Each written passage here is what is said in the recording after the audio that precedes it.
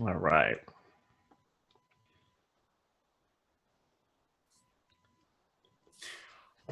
Anthony and Dwelyn, it's great being with you both here today. Really appreciate Kidney Trails hosting this today. Thank you so much. Thank you. Thank you for having us to allow us to do this. We appreciate it. Well, it's definitely exciting for us, and I know what I wanted to do today was what we talked about is just explaining what it is that we're launching as a company now. Lifeliqe, my team and I, and so we have created the first and perhaps definitely the most complete simulation of virtual reality as a way to learn dialysis. So this is a dialysis simulation that's in virtual reality, and most people, they've heard a lot about it, but they haven't. A lot of people haven't tried virtual reality yet. This is one of the headsets here. This is called the Pico, and so that's the simulation that we have created. It actually runs inside of that mobile virtual reality device, and so in a little bit I want to tell you a bit about that. And but in addition to that simulation, we've also created 3D models and I'm going to show you one or two of those as well. And then I thought it would be helpful just to show the curriculum alignment we've done with MEI's core curriculum textbook. And MEI have been partners. We partner with them. I've been working with Dory and Christy for a number of years now, and very, very grateful for that as well. Perfect. So what I can do is, if it's all right with you, I'll just go ahead and jump into the virtual reality part of it, if that's all right. Yeah, that's perfect, man. Yes, most definitely. Okay, Mark, will you be start like from the very, very beginning, or how is that? I guess like walk people through it, or kind of briefly. Is that what you're going to do? Sure. Oh, perfect. In terms of the simulation, or how or why we created this? Well, in terms of the simulation, I'm sorry. Yeah. No, Okay. I think that's a good idea. Yes. Okay. I'll show. I'll do that from the beginning of the reception area in this simulation. All right. Yeah. Oh yeah, that always gets me excited, man. Every time I look at it and put my peak on, I think about whenever I met you in Kansas City. I'm like, oh man, I love this thing. So yeah, man, I think that'd be great that the audience gets to see that. That'd be perfect. Okay, great. Well, thank you for saying that. And we're going to be. I think I should, really just say a word before we jump into this. What have we created and why? So you can see my virtual reality background right now. This is actually an image from inside of our simulation, inside the dialysis clinic. Of course, the preceptor is standing behind me. That's the patient sitting in his chair. And so this is just to give you an idea of what it looks like visually. Now, if looking, the video I'm going to show you in a minute, a video is just a 2D static video, and going into virtual reality is very different.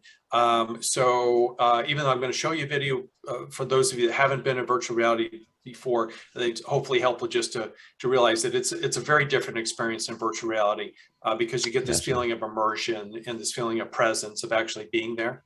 And really, why did we create this?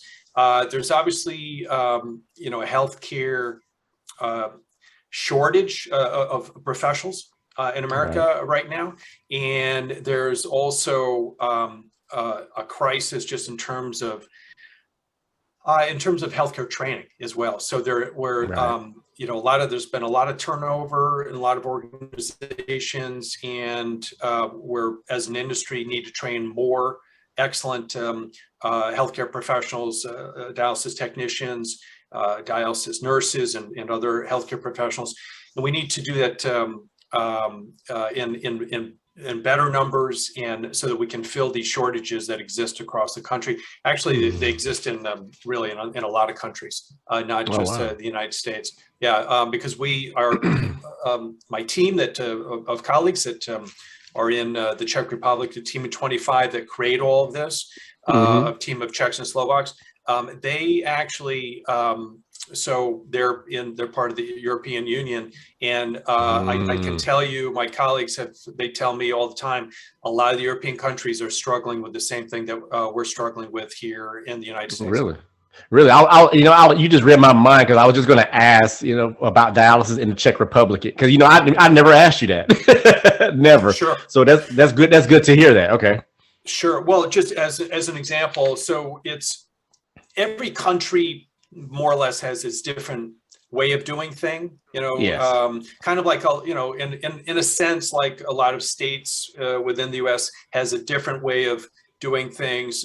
Say, for example, in Nevada, where we partner with the College of Southern Nevada, Right. the order, you once you finish the dialysis tech certification program in your clinicals, then you can start working, obviously. Well, actually, you can, as CSN, the College of Southern Nevada, you start working as part of your program.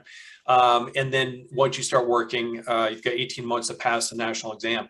And in different states, maybe there might be a state test or different requirements. But actually, Dwelyn, you're an expert on this certainly more than I am, given the number of states that you've worked in. Right. Yeah, most definitely. I mean, I do see the benefit of this. Like I told you time and time again, and I continue to tell you, whenever we go to Las Vegas next week for NANT, I'm for certain that with all the other technicians in attendance and both live and virtual, we would definitely get a lot of feedback. And I think this is going to help kind of skyrocket the interest with the Pico. Us videotaping this through the KT Broadcasting Network, I think that sends a huge message to everyone about us being achievers and trying to excel in this industry. So I'm excited as always to put the Pico and to live. Well, thank you for saying that, because it was, I think I was really happy to hear, we had a virtual booth at the annual dialysis conference just recently. Yes. And we were very happy to hear that they were talking about looking into the future and say, yes. What is virtual reality, learning in virtual reality for the dialysis profession going to look like? So it was, they're focusing on the right area, because it's now here. And yes. And so this is going to really, it's going to change the industry. And so I should really just kind of say a word that the reason we created this was in partnership with the state of Nevada and the College of Southern Nevada, where they have their dialysis tech certification program, and that's in Las Vegas. Wow. And so they actually already did a successful pilot of our simulation and integrated it into their program, and it's being used right now in another cohort. So that's perfect. Perfect. Can I'll jump into one of the videos then, just to show you. Sure, all right? Sure. Yeah, okay, most definitely, great. Please. Yes. All right, great. So just 1 second here, and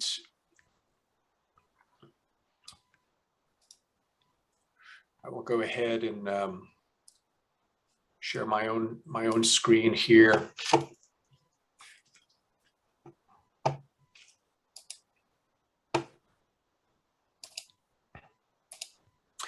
And just let me know when you can see. Well,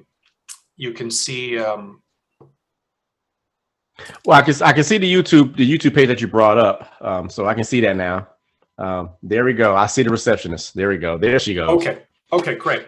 So we're in our simulation. We start in the reception area just to give both patients and family and healthcare professionals a feeling for what it is they're seeing when they enter. I've got the volume turned off just so I can kind of explain what we're seeing here. Then but we're viewing this as the role of a student going through learning how to be a dialysis technician. And so they go in, they put on their scrubs here, and you can see there's a weigh in. Then they're inside of the dialysis clinic here, and then they go over. So now we're over. We're now over with the preceptor. So here's the teacher, of course, standing up, and then that's the patient sitting down in the chair, and So you can see we've just populated the room just to give a feeling of busyness. The patients, as you can see, the patient and the preceptor, they move here. So we're just trying to make this as realistic as possible. There's just jumping through some of the skills or that have to be learned. Of course, washing hands is really critical. Right. And now I've just paused this here just to show you, we have what we call a learning matrix. And this here shows a healthy kidney and a diseased kidney as a cross section. And then students here are able to learn the different parts of the kidneys. And so we have multiple pieces of content that the students are always learning in this learning matrix. I would just like to highlight that what we've learned over the years is that there are a lot of scientific concepts that are abstract for students to learn, and learning in, say, with static 2D images can be a difficult way for students to learn these particular abstract concepts. But when they can actually experience these concepts in virtual reality, it makes it easier to learn. Man, good grief. So basically, you know, it reinforces anatomy. The one thing I like about this, Mark, and I think I told you a couple of years ago, this right here allows the technician to actually have a more in-depth conversation with the renal patient about anatomy, about the kidneys, and about dialysis, you know, overall. And I love, like I said, I love the scenery because you paint the picture of, you know, of an actual clinic. I mean, it's very, very detailed. Whenever I had my pico the other day, I actually looked out the window behind the patient, and I was like, oh, they even have the scenery of the mountains. You know, so you know, it's just those detailed things. When you work in healthcare, you learn to assess. And like I always tell people about nurses, for example, nurses, when they go to school, they cannot turn that assessment button off, that switch. You know, it's a constant thing. So I think it's very, very well detailed how this is set up. Oh, thanks for saying that, Dwelyn. Yeah, you know, we really took just the whole pedagogy of how we structure all this very seriously. We modeled it off of what's a couple of models, educational models. There's one that's called Bloom's taxonomy, and then also what's called the Camille model. And these are research-based learning theories that have been proven of how, when learning in virtual reality, if you use a certain way of teaching, then it's presenting the theory and then the way that you do assessment, that then it is proven to increase learning outcomes. And so we actually follow both of those. I'm just going to mention now what's happening is we're passing a needle. So what happens is the students, when they're in virtual reality, they learn by doing. So this is where, you know, I'm holding up the controllers now. So literally what would happen is the student, the learner here, they would have their controller, and that's their hand. Wherever they move their hand, it'll feel like their hand that has a glove on there. And the preceptor has just asked the student to pass the needle to him. And so this is one of the skills that we have. We have multiple skills. And so then the preceptor is getting used to learning that, okay, well, this is, you know, we're going to do a calculation here. And so that's why I'm passing the needle. I'm going to go ahead just and freeze it here for a moment. We see this as we see the dialysis machine on the right there. This is a Fresenius machine. We partner with them for obviously we have their approval to include their machine in our simulation. And so, you know, obviously there are a number of machines on the market, but Fresenius, of course, being one of the big leaders in that. And then what we've got here is we're showing the extracorporeal circuit. And the reason that we added this in particularly is the subject matter experts that we worked with, the teachers, MEI, Dorian Christie from MEI Publishing, Jim Curtis, who's so many people in the industry know, is just really he was one of the industry's best dialysis technicians for many years, and it was just a tremendous help as a subject matter expert for us and others. They said that quite often the extracorporeal circuit is not really well understood by beginning students. So that's one of the things we wanted to include in this simulation as well. And so that's what we're looking at here, of course. Then, and just, this video, it was just taken inside of the virtual reality headset. So this is next, another one of the skills here. So now we're going to, the learner, the student is going to take a blood sample. So this is something they're doing to learn how to take the samples. And now they're learning different parts of the machine itself. We can see various parts there with the pump, of course, and the different tubing. And then what will happen is you can see the dialyzer on the right.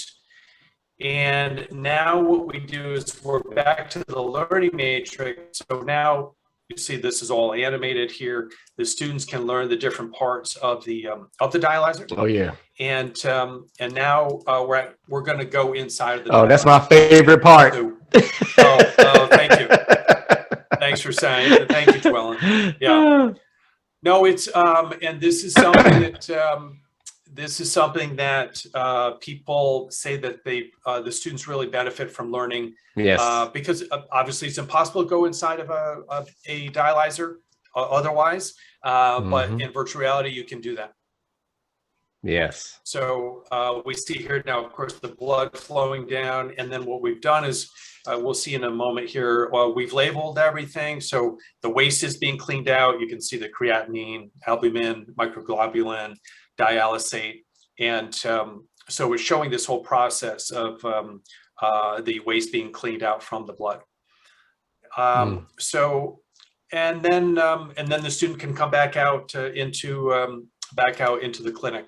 So I'll go ahead and stop sharing there for a moment and just check in with you both and see. Any questions, or am I explaining this well enough so far, Dwelyn and Anthony?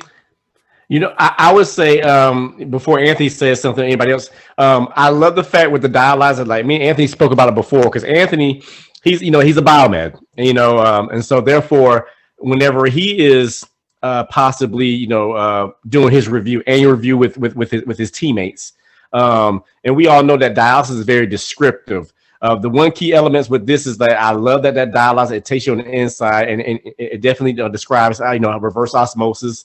From a high concentration to low concentration, because I will always, for all the years I've been doing this, I will always get those mixed up. So I think with this, that dialyzer particularly alone could actually help a biomed whenever they're talking about the water in the exchange.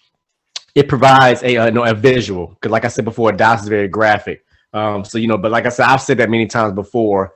So, Anthony, I mean, what's your take on it? I mean, from the little bit that you've seen, what's your take on it? Oh, one thing is, I think that first of all, I look at it from both sides of the machine. I look from it as a technical biomed, and I think it's a very phenomenal piece of education tool that can be used to enhance our learning. It can also drop, be able for us to do that and get a little bit more knowledge on that before we actually go out and actually touch the machines. And even in that scenario where you're showing more of the things I saw, the blood pump roller and some of the different things like that, I think that's phenomenal. But when I look at it as a patient, it gives me a more understanding, especially how the dialyzer works. I think that's just genius because it really helps in that.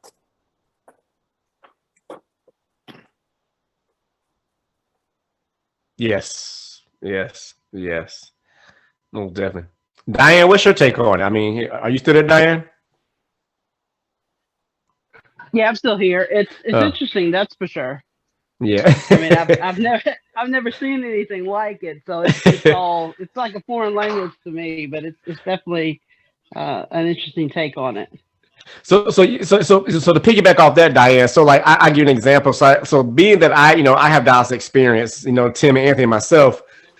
So whenever I met Mark, and I saw that, I felt like you. I felt like a kid in a candy store. I was overwhelmed.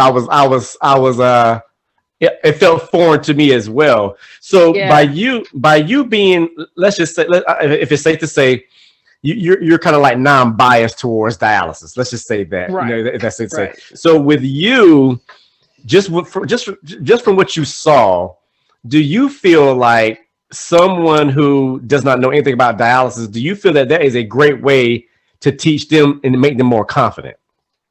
Absolutely. I mean, just watching it and being able to kind of see how things work. Mm-hmm. I mean, it's amazing for someone, that have never, like myself, that's never been in, a dialysis center ever, Right. Never seen the machines, don't know how dialysis actually work. Right. So yeah, I think it's very beneficial. I actually have a family member that's on dialysis, so it kind of helps me now kind of see what he goes through when he goes Right. for his dialysis treatment. Right. Okay. Yeah. I think that's good feedback, about that. Yeah. That's great. Okay. Thank you so much. I appreciate it. Oh, you're welcome. Well, I agree with that because, I only started working, in the dialysis industry, let's say part-time, as a result of this project a couple of years ago. This is when we started, probably about 3 years ago now. And I've learned so much about it. And one thing that is that I've learned that for those people that are on dialysis, that it is many people view it as a part-time job if they're on dialysis. And I was surprised to hear that when I first started learning about the dialysis industry, but then I've been in obviously multiple dialysis clinics, and I've seen that just where folks are coming in 3 times a week for multiple hours every time they come in. And this is again your expertise, Dwelyn and Anthony. But I was like, wow, it really is true. So it's a new world for people and that haven't had an exposure to it before. Plus, I just want to go back to Diane's point as well, which is, one of the students at the College of Southern Nevada, we were just implementing the project, and he had already started his clinicals, and then he went into our simulation VR, and he was like, oh wow, he says, I really wish I had the opportunity to go into your simulation before I started my first 8 clinicals, because it was the clinicals in the beginning were overwhelming for me. Yes. And and he said it's a well-run clinic. And he said it's not that but he said there's so much activity going on, and he said in particular it was during the changeover that was really is what really caught him off guard. And he was like, he goes, here I am, I'm in my first week of clinicals helping the patients have been in there for a couple hours. Well, now they're leaving, of course, and now the next the next group of patients coming in for their dialysis. And he said that changeover is just overwhelming. And he said, if I could have at least understood the environment, it would have been really helpful exposure therapy. Yes. And Mark, I said this before, whenever I was teaching in Orlando for the short period of time, which was 6 months, and every school out there could use this program, because what it does, for one, it provides a visual for those who have experience opposed to those who do not. And it fills that gap. 2, it builds confidence. It builds confidence, like you said, the gentleman said, the changeover he kind of struggled with. But however, if he had this would, I'm not saying that it would have made it more better with the changeover, because that's more physical and live. But at least he would have kind of knew what to expect. See, that's the thing. You don't know what to expect. And like I always say with the Pico, and I tell everyone, the Pico allows you to get your feet wet without even entering the pool. And it came right on time with the virtual reality. And I think the Pico should be in every school, every training simulation.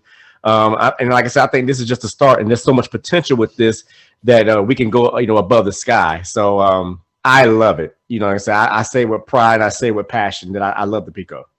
Oh yeah, well, it's been an excellent device. We've been very happy to work with them. So thank you for saying that. And then what I can do is, can I show you one of our 3D models as well? Oh yes. Yeah. Oh, yes. So let me go ahead and just give me 1 second here, and I will set that up. All right.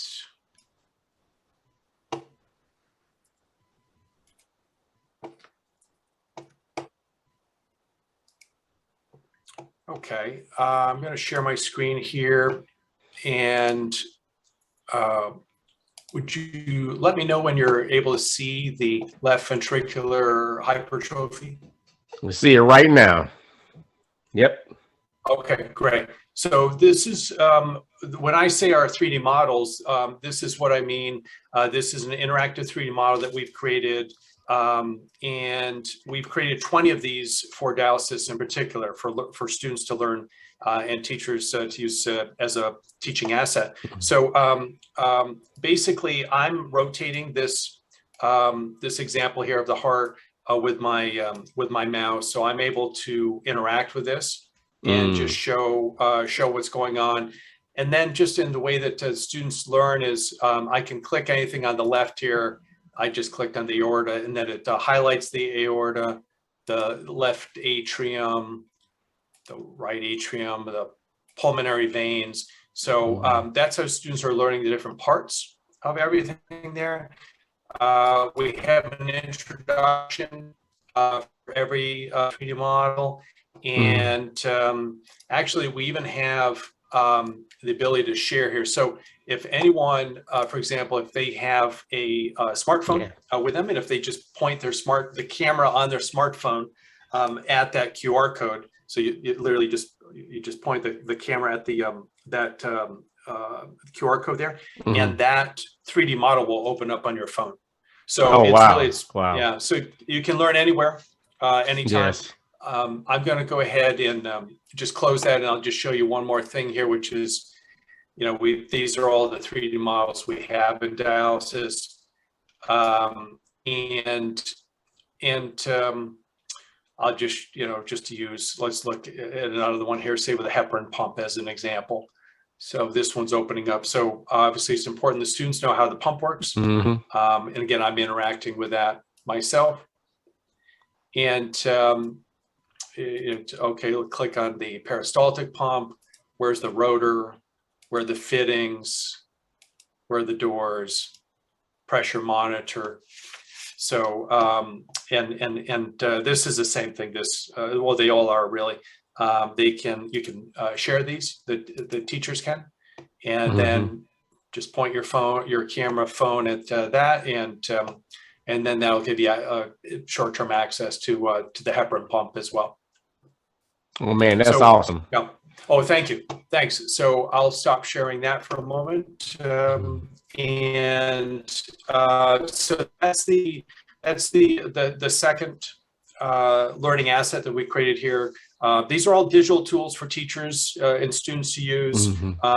We don't replace teachers. Right. That was actually the very first question we got from the College of Southern Nevada, which was when we we hear from other teachers naturally. Are we creating this content to replace teachers? The answer is no. And we told at CSN a couple years ago, if this goes as well as we expected, they had one teacher at the time, then you're going to need more teachers as you grow your program. They have 3 teachers today. So wow. That's a living testimony. That's a living testimony there. Well, thank you. Yeah, it's really we've been happy to see the progress, and I'm actually meeting with the teachers and the students this coming Tuesday in Vegas. Just we'll be down there, of course, for NAN. Right. So, Mark, will they be coming to DTX? Or I'm not sure yet, Dwelyn. That's a great question, but I should find out tomorrow. I sure hope so. Yeah. Gotcha. So Anthony and Diane, so what Mark just showed you all, as far as us going to DTX in Vegas, what is y'all take on, about what he just showed as far as to reintroduce the people into the Pico and maybe possibly taking this information and be a part of a takeaway that they take back to their clinics or their establishment or their facilities? I mean, so what's you all's take on that? I think it's a great training program especially for up and coming students.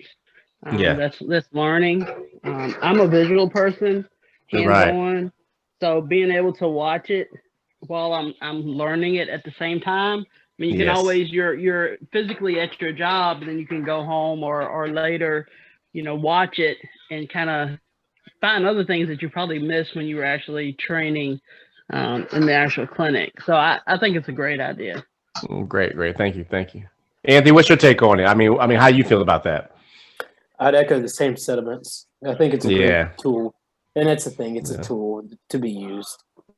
Yes, great. That's great. Yeah, man. No, I totally agree, and it is a tool. And to Diane's point, so that's one of the the advantages being able to learn in virtual reality and learn digitally like this is if you miss something in class, then you can just go home and learn it again at night, or if you can do that repeatedly and you can do it without with really low risk. It's not you can pass the needle, you can take a blood sample, you can do that 5 times, 10, you can do 25 times, whatever it takes for the student for the learner to really get it and to understand it well. They can do that repeatedly until they really feel confident that they know how to do it properly. Oh, okay, great. No problem. Oh, excuse me. I had the opportunity yesterday. I got this all downloaded. I was showing it to some people I know on my phone. I was at a local restaurant having lunch, and I showed 1 or 2 people. I about had a line by the time I left. People were coming. Hey, did you show me that heart thing, or what is that?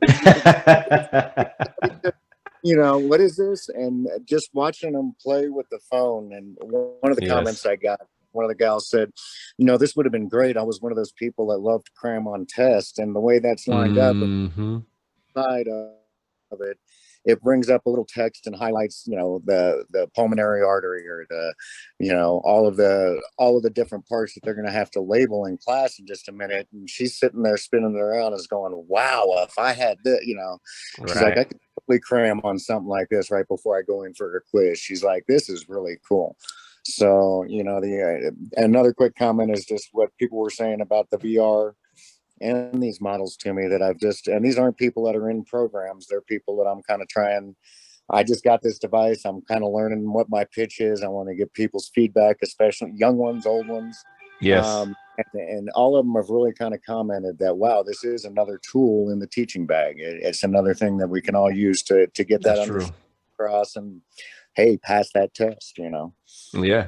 That's very, very true, man. I totally agree, man.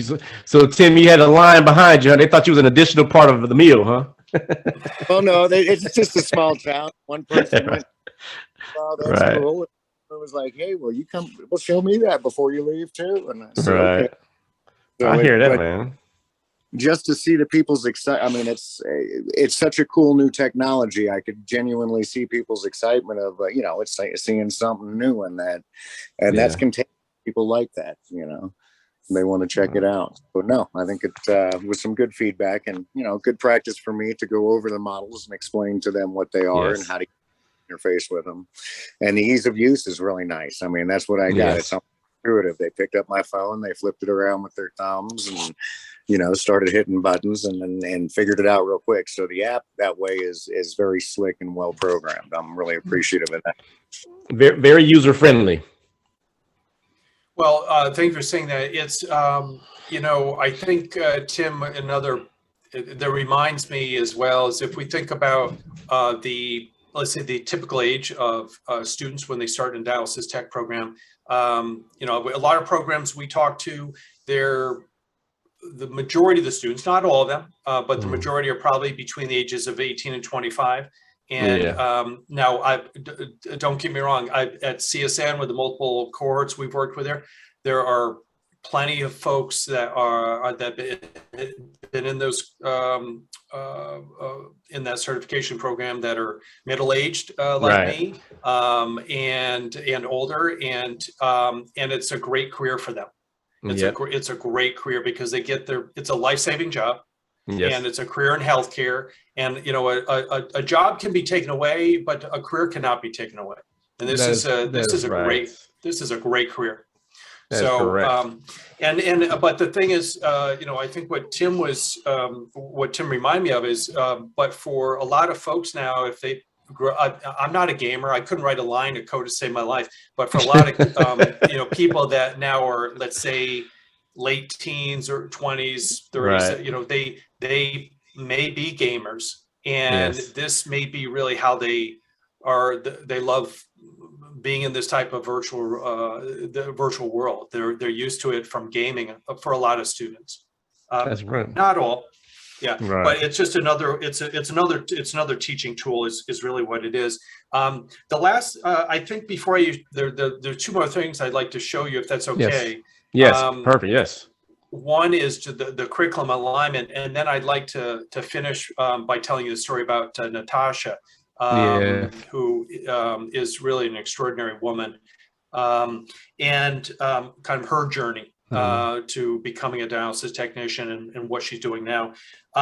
You know, I want to mention, Diane reminded me of something earlier, which is, even though my company, we've been creating digital content in our sister company for 10 years, and then Lifeliqe for this is going, you know, 6.5 years. But not all things should be learned in virtual reality. Virtual reality is absolutely, it's terrible. A terrible way to learn for certain things. You know, in a lot of and we hear this all the time. Companies that will approach us, and they're like, "Oh, we want. Can you create this for us in virtual reality?" And we're like, "Yeah, sure, we can." But it's your learners are better off using a textbook for certain things, or they're better off learning using a video, or PDFs, or videos on YouTube, or handouts the teacher's giving you, or a whiteboard. You know, it depends on the type of information. So VR is not it's not the best solution for everything you're learning, but in a couple of cases, it is the best learning. It creates the best learning outcomes of any options possible. It is the best way, and that's specifically for two ways. And this is not just my opinion. There's data that backs this up. Number one is if it's learning abstract concepts in science, in STEM, science, technology, engineering, and math topics.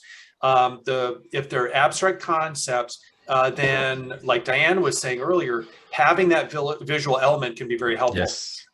There's been kind of a friendly debate in education for at least a decade about is someone just a visual learner or not. We don't. The data says no. There's people, even myself, I call myself a visual learner. All that means is I like having that as one of my learning modalities. Okay, but all of our brain, we all learn, or all, depending on, unless we have some certain special needs, we all learn from reading. We all learn through the tactile or the touch. We all learn by doing. We all learn by visually. And our brain, it synthesizes all that. So this is simply what's happened is historically we've been teaching through textbooks and 2D and static 2D images, and those have been really helpful. We're simply bringing the 3D world modality into dialysis.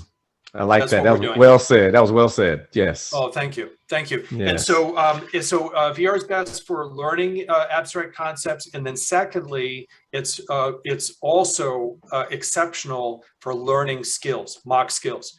So I showed you some of them, you know, pass the needle for cannulation, help take the blood sample, wash your hands, and other skills that we have in there that are part of becoming a dialysis technician. And then, of course, we have an assessment at the end of it all. But let me go ahead then. What I'll do is, before I tell you Natasha's story, I just want to show you our curriculum alignment. We're really proud of our cooperation with MEI Publishing. And so they, of course, have the core curriculum textbook that is the standard textbook in America. And would you let me know when you can see this the curriculum page there? I see it now. Lifeliqe 3D content aligned to core curriculum for the dialysis technician, the 6th edition. Yep. Thank you, Dwelyn. So this is the first page of alignment. There are 2.5 pages I'd like to show here. So what we have is we have MEI's textbook on the left in terms of their modules in their textbook. And then we show our alignment here in virtual reality in the center. So after the introduction, we have a whole module on the extracorporeal circuit. And then within the extracorporeal circuit with the arterial bloodline, dialyzer, venous bloodline, organ stunning. And then on the far right, we show where our 3D models align as well. So we've got the extracorporeal circuit as the second module in our simulation. Then we have the different types of dialysis access, AV fistula, AV fistula, AV graft, catheter, and we have cannulation, and where that aligns into the core curriculum in terms of vascular access. And then lastly, we also have an entire module on hygiene and infection spread. And I can tell you, so this is the one that's been surprising. People are surprised by a number of things, but you're literally washing your hands in virtual reality. And I see it. We'll have dialysis techs and other dialysis professionals in Vegas, and literally you'll see they'll be washing their hands in the water. This is what we'll see on the outside, but they're washing their hands in a sink inside of a dialysis clinic. That expresses infection control, so they're going to love that. Well, and as I have learned from, I think I learned it from you, Dwelyn, that this is one of the most common ways that infections or disease can spread is if proper hygiene is not done in the clinic. Yeah, it's a universal precaution. I know it's true in any, and it's not just dialysis clinic, it's any hospital. That's right. Anywhere in the world. That's right. And then lastly, go ahead, Tim. Yeah, I've heard from a couple providers on the management level. Oh my God, anything we can do to document them, to wash their hands, and have them say that they've had training on it and it's reinforced in X, Y, Z manner. It's it's another way that they can say that they are making sure that they're addressing that issue, because they get hard by it by the surveyors and such. So on one of the corporate level, people were like, "Yeah, anything you can give me on hand wash, that's it right there." And it kind of like all of this cool technology, and I want you to teach people to wash their hands and not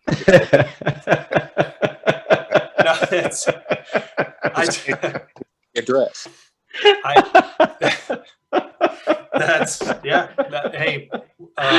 Whatever is most valuable. No, that is interesting though, because really, I'm sorry, I was going to show one last thing there.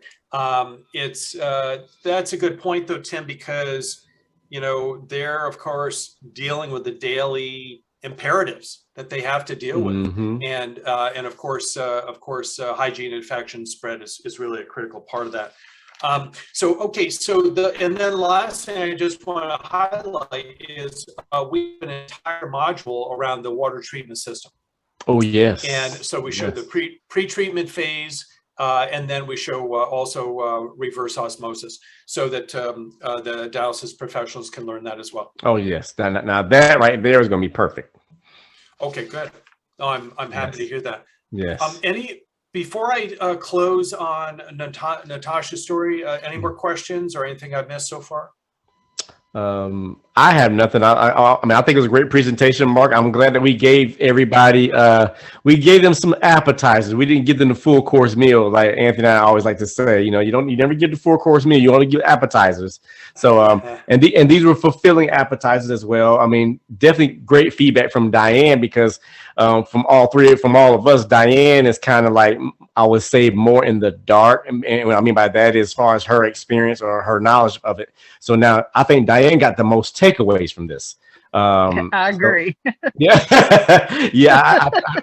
I really feel like, that Diane is probably like looking like, wow, because she already said, man, this is kind of foreign, but it's intriguing because she did say that I'm a visual learner. So I'm quite sure that she's probably looking at the screen like, wow, this, and her gears are turning. So I think Diane. I already want to test it out. Yeah, so Diane, you're the gamer. I'm a gamer, so I definitely want to get involved. I didn't know that. I did not know that, Diane. Okay, so hey, I killed that fly with a sledgehammer.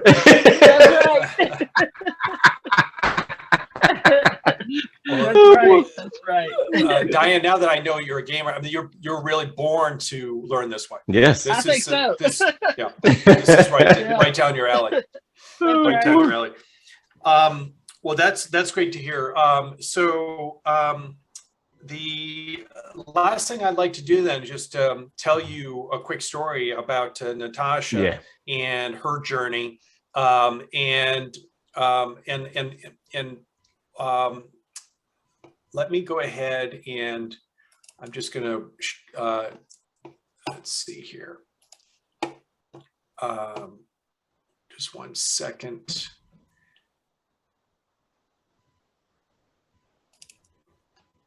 Well, this is a small photo that I think 1 second here. Let me go ahead and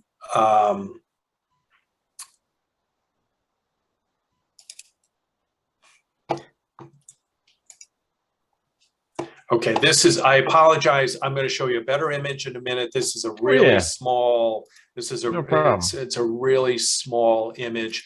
It's going to be difficult for you all to see, but can you make out the three women there? Yeah, I see one with a blue t-shirt, black pants, one middle has white and black shorts. Yeah, we can make it out that there's three individuals there. Yes, sure can. Okay, so this is I'll show you a better image in a minute. This is so Natasha is on the left here, and then she's a librarian assistant in McDermott, Nevada. And that's Tammy Westergaard is leading this what's called Project Santa. It's a workforce development project that we're part of in Nevada. And Martika is on the right. She's the leads the library there in McDermott. Now, both Natasha is a Native American. She's a member of the Paiute Shoshone tribe. And she lives on a reservation. McDermott is a town. It's about a couple hundred people that live in the town, and then it is about a couple hundred Paiute Shoshone who live on the reservation outside of just outside of McDermott. McDermott is about 9 hours north of Las Vegas. Woo! And so it's a long ways away. And I don't know if you noticed, or you probably couldn't tell in the photo there, but when we met Natasha on this research road trip, she was 8 months pregnant. Oh, wow. Was she? Oh, wow. Yeah. And I know it's a small photo, but she was 8 months pregnant. And we said, what was your passion around becoming a librarian assistant? She said, well, it's the best way that I can serve my community, really help my community. And then we spoke to her afterwards, and we said, the College of Southern Nevada, as part of this program we're launching with them, they're going to offer remote learning for the first time because these digital assets that we've created, the simulation of virtual reality, the 3D models. Might you have any interest in going through that program? And she said, absolutely, yes. the thing is she goes, she had just had a healthy baby boy at that point. She goes, there's no way I'm leaving my reservation and my newborn baby for 12 weeks and going down to Vegas. And we said, well, you can do it remotely now. And she said, I'm in. So she actually, she went ahead and she then joined the program. So she did 11 of the 12 weeks locally where she lives. And there was I think it was a DaVita, don't quote me on this, but I think it's DaVita where she did her clinicals about 45 minutes away from in a city called Winnemucca. That's not where she would commute for her clinicals. She did have to spend 1 week down to Vegas for the lab work. And then she went ahead and she went through the program, and she actually, during the program, we didn't even know she created this, but I'm going to show you in just a moment here. Let me go ahead and let's see here. 1 second, please.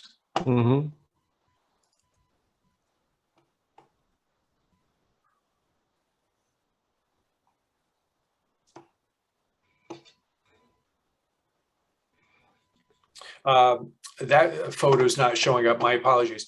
So I'll just tell you verbally. She went ahead and created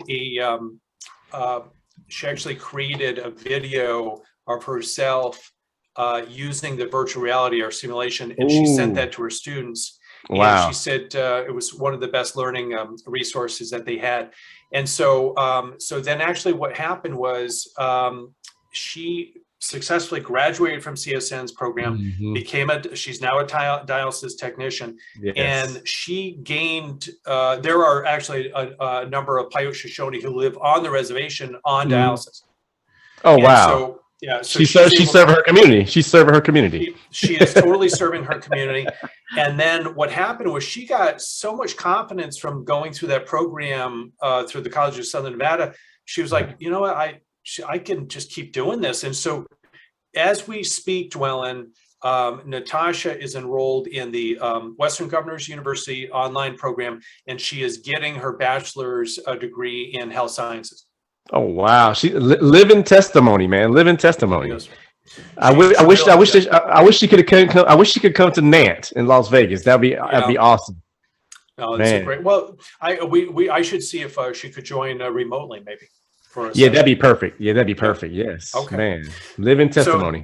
So that's go ahead, Tim. That is a good testament of a technology like this and being to give somebody to build those confidences and get past the distance barrier, get past the barrier of, hey, I can do this, I can work this out. This provides me a tool to accomplish some goals that might have been difficult to do that before. So that is an excellent testimony. Heck yeah.